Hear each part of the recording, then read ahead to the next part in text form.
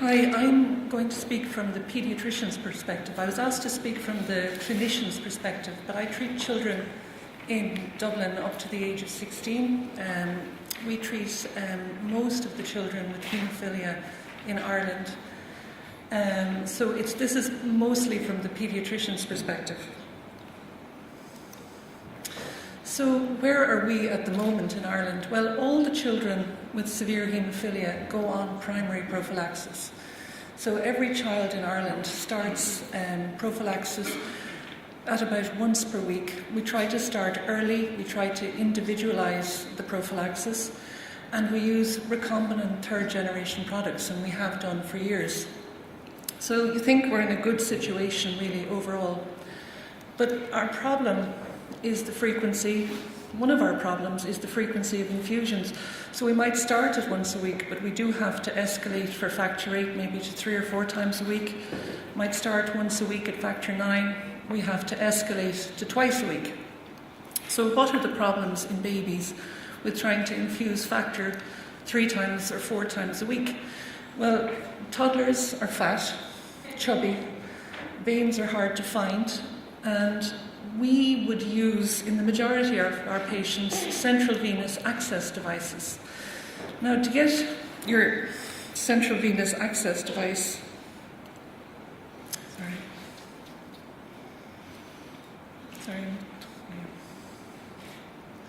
you need a surgical procedure. Your chest, under general anaesthetic, your chest is opened and a port reservoir is inserted onto the muscle wall.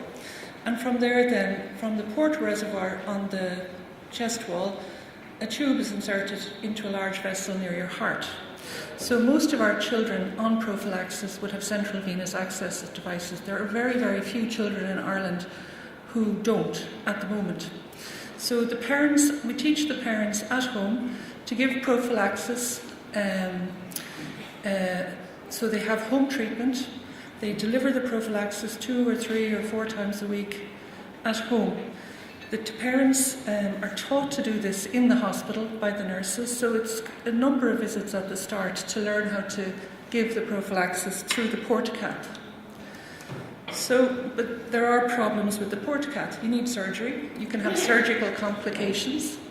Infection, there's a risk of infection with all portacats, but it's generally higher in patients with inhibitors. Thrombosis, you're delivering high doses of clotting factor into that vein near the heart. So there's a risk of thrombosis with ports. And then mechanical problems. The mechanical problems are, you've got your catheter and your reservoir.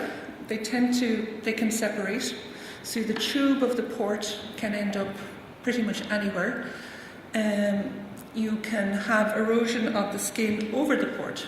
So here's a child with the, this is the white there is the port plastic coming out through the skin. And that's from repeated venipunctures. This here shows a picture of a clot in the blood vessel. If you look on the right, that's a normal blood vessel in your arm. There's radio opaque contrast in it. So the contrast is flowing up the arm vessel and into the vessel back towards the heart. But if you look on this side, it's not the same because there's a big clot there in the vessel near the heart. So that is not an uncommon complication of ports. So then you've got problems with adherence, and as the previous speakers have said, parents tend to be good, 90% adherence, but it's not always easy to be good. If you have 2 children with haemophilia, we ask parents to give prophylaxis in the morning before going to school, so the children have high levels of factor during the day when they're most active. Not every child can get prophylaxis in the morning. Parents are getting up really early to give prophylaxis, to get a number of children out to school. So to add all that to the usual morning chaos is difficult, especially if you've got more than 1 child with haemophilia. To infuse 2 children 3 times a week, 4 times a week, twice a week is not that easy. So then the first long-acting product to be licensed is the is the Biogen factor 9, Alprolix. And you see it's releasing us from the chains of our previous existence. Then the other one is so you can see, using a once-weekly schedule for Alprolix, if you start today, what they're recommending for prophylaxis is if you start, say, today, the 4th, this is from their website, if you start today, the 4th of October, your next dose on a weekly schedule will be next Saturday, the Saturday after, and the Saturday after, and you can also use a 10-day schedule for Alprolix. Eloctate, it goes on forever. That's what they're suggesting. It lasts forever. The schedule with Eloctate, well, if you give it every 3 days, you've got 122 infusions a year. If you give it every 4 days, you've got 91 infusions a day. And if you give it every 5 days, you've got 73 infusions a year. So 73 infusions is a lot more attractive than twice a week, which is 100 and something infusions a year. So the recommended start, this is from the Eloctate website, is every 4 days at 50 kilos, but they do say children less than 6 years need higher doses more often. So we think this is all wonderful, so are we there yet? Have we got to where we want to go? Well, I guess it depends where we're going. So where are we going? Are we going for 1%? A trough level of 1%, is that what we want? With our long-acting factor, are we going for 5%? Are we going for 10%? So what are we going for? Well, this slide has been shown a number of times. Is 1% the correct target? Is that what we're aiming for? Well, it depends on what we hope for.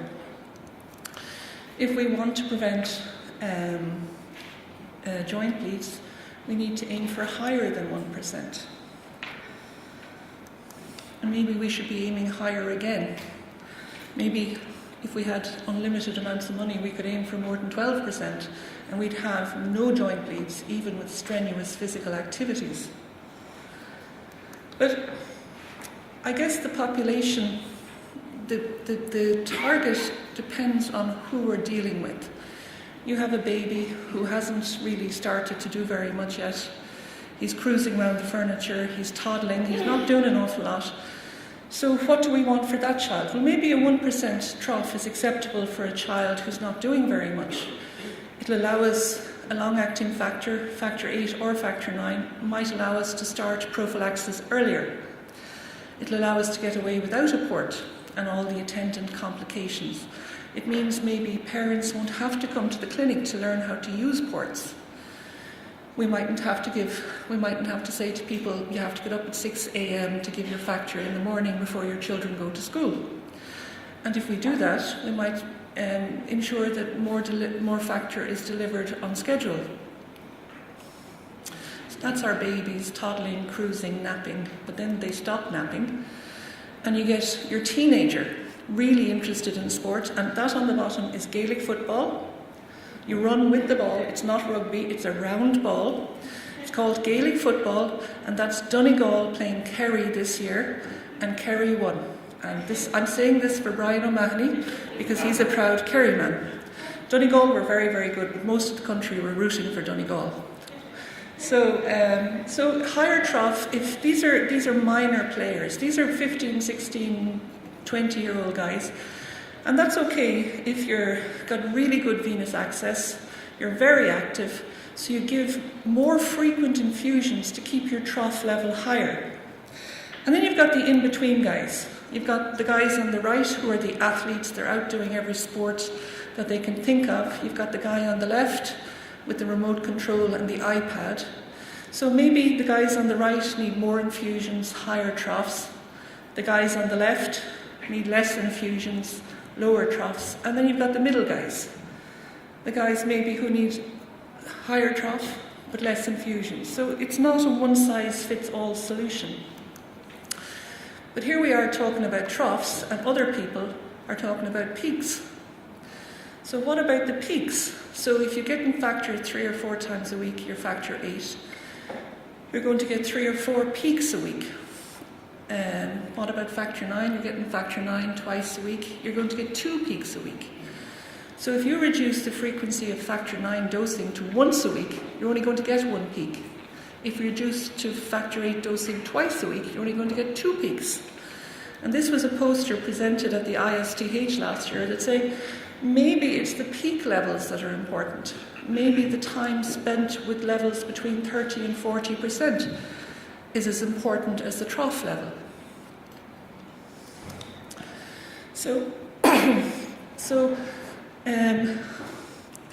This poster from the ISTH last year suggested there was a potentially important relationship between efficacy in preventing bleeding and higher peak values, time spent above 30 to 40% factor VIII level. And then when you talk to parents, parents are worried about giving their child a new product. What's its track record? So another poster presented last year at the ISTH, survey of 76 adults with haemophilia and 86 parents of children with haemophilia in the States. So achieving 0 bleeds per year was more important than the frequency of dosing. So they preferred to have 0 bleeds than dose once a week, or 0 bleeds than dose once a fortnight. And both groups preferred a track record of product safety over a product new to the market, even one with less frequent dosing. So where are we in Dublin? We've been trialling one of the long-acting factor VIIIs and one of the long-acting factor IXs. We had 8 boys who participated in one of the long-acting studies. They're all now on the extension study. They've all done 6 months and some of them are into their 2nd year of treatment.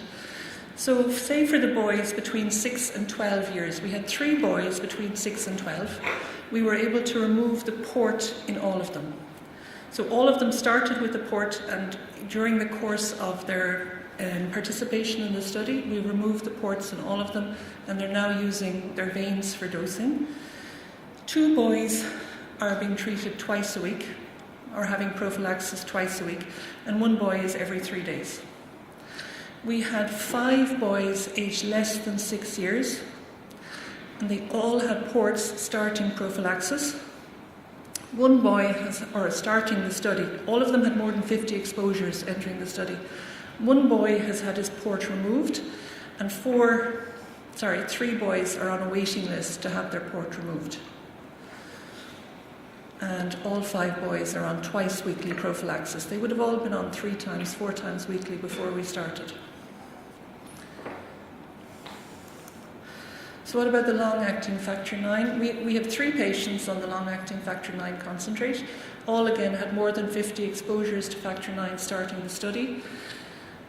1 boy between 6 and 12, he's a swimmer. His dad tells me about he swims 4 nights a week.